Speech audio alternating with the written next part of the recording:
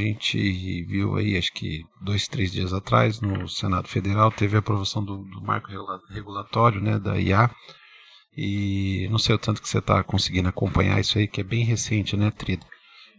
Queria saber um pouquinho o que está acontecendo, qual a sua visão sobre isso, esse momento do Brasil em relação à inteligência artificial. Então, o Brasil está tentando, né, inserir ali num formato um pouco mais europeu, pelo que a gente está entendendo, né? A gente ainda não tem uma, vamos chamar assim, uma ideia 100% do que vai ser e como a gente vai interagir com isso. Então, o nosso primeiro passo é acompanhar e ver a aprovação total, se vai ter algum tipo de alteração ou não, mas basicamente esse marco eles estão tentando aprovar é muito mais semelhante, como eu falei, ao europeu. Então ele é baseado em riscos. Ele quebra soluções em níveis diferentes de risco e para cada nível de risco você tem alguns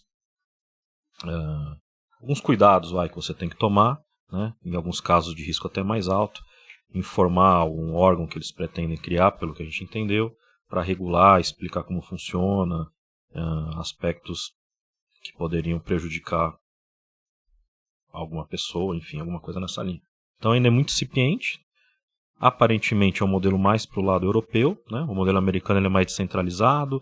Eles acabaram discutindo ali durante o governo Biden, mas acho que não foi muito adiante. Alguns estados nos Estados Unidos eles estão tomando medidas mais específicas e no nível federal você tem ali algumas diretrizes para serem seguidas, né? O modelo europeu ele é um pouco mais restritivo, como eu falei, ele é baseado em riscos.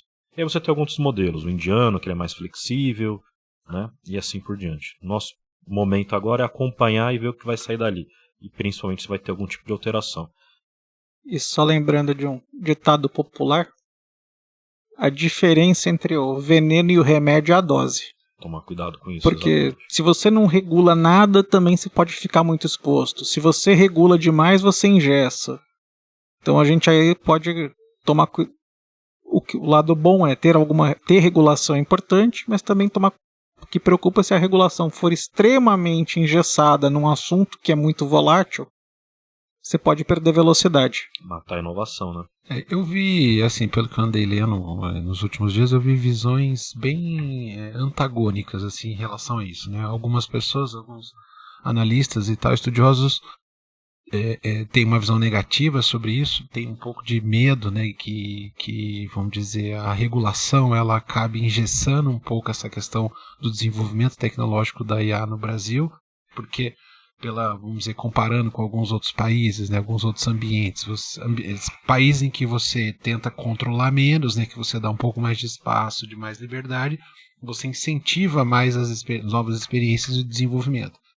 Por outro lado, eu vi pessoas falando que era muito bom para o Brasil se antecipar nessa questão do marco regulatório, meio que organizar um pouco essa questão da IA no Brasil, que isso até iria favorecer novos investimentos tecnológicos no país. Então, não sei, eu vi os dois lados assim dessa coisa.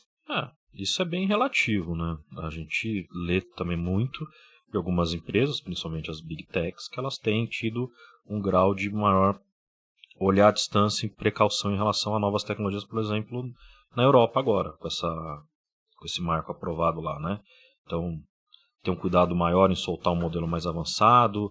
Se eu não me engano, foi a Apple que segurou um pouco para lançar o Apple Intelligence no mercado europeu. Então, acho que o passo hoje para a gente é aguardar, enxergar um pouco de longe, ver como a coisa vai andar e tentar comparar com outros países. De novo, a gente tem olhado muito o que está acontecendo na Europa, Estados Unidos e Índia, né? E ver como que o marco brasileiro vai se comportar nos próximos meses. Está indo para a Câmara agora, né? Vamos ver se vai ter algum tipo de alteração, se não vai, se volta para o Senado ou não. E aí, a partir daí, entender bem e ver como que a gente se encaixa nisso tudo.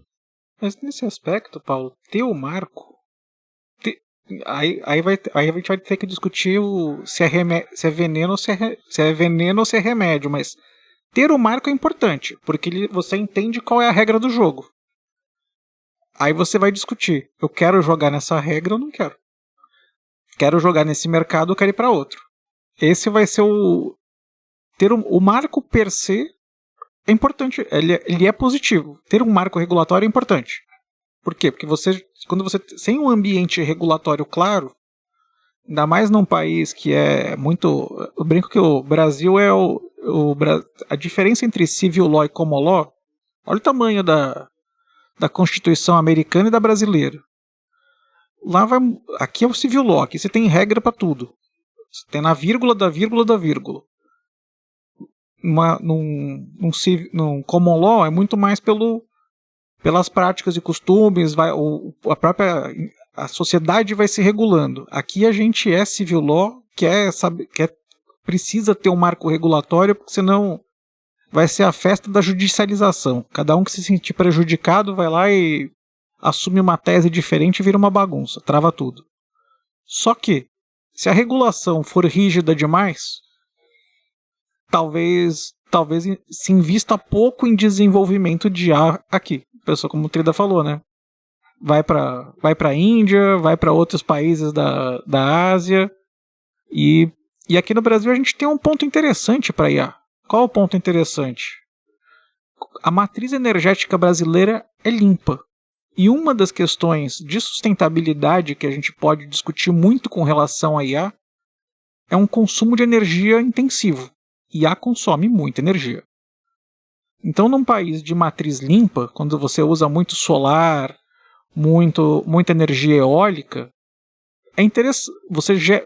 Você cria um valor agregado para essa energia muito grande.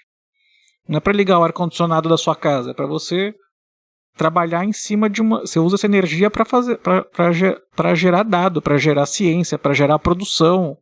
É outra pegada. Então você tem essa conexão. E o marco pode ser super importante para as empresas tomarem a decisão de vou ou não vou. Se a regulação for mal feita, você gera muito não vou. Sim.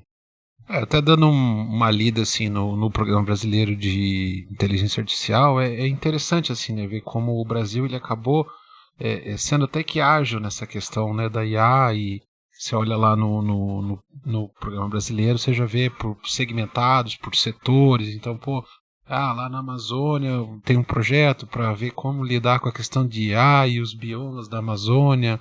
Na parte de agricultura, utilizar um scan 3D relacionado lá aos gados e tudo mais. É muito bacana.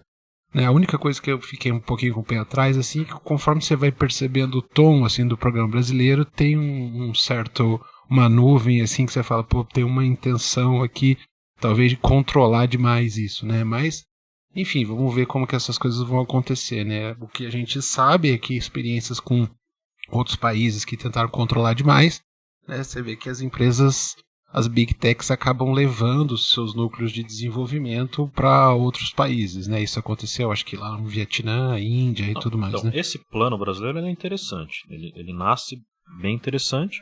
Tem alguns pontos, né, algumas flags vermelhas, como você falou, a questão de nuvem pública, algumas coisas nessa linha de controle maior a se observar, mas o maior interesse dele é que ele quebra, né, soluções empresariais, como você falou, soluções governamentais, questão de infraestrutura e desenvolvimento, né, que como o Denis disse, a infraestrutura você não consegue rodar esse ecossistema inteiro, e ele fala muito sobre a questão da educação, principalmente com servidores públicos, né.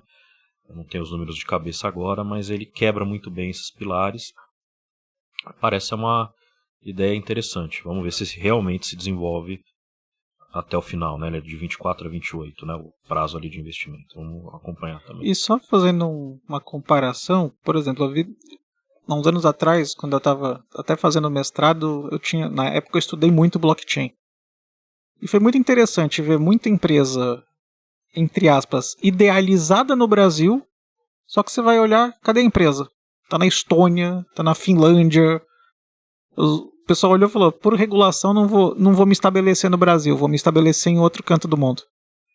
E aí no fim das contas eles estavam operando uma empresa que estava assim, sediada fora, hosteada fora, só que atendendo qual mercado? Brasileiro. Então, se você faz um marco regulatório que prejudique isso, você deixa de criar valor. Você deixa de criar valor para o Brasil. Num caso desse, tinha um monte de empresa gerando. Onde estava o faturamento da empresa? Lá na Estônia. Então, toma cuidado para isso não acontecer de novo. Essa é a nossa grande esperança com relação a esse assunto.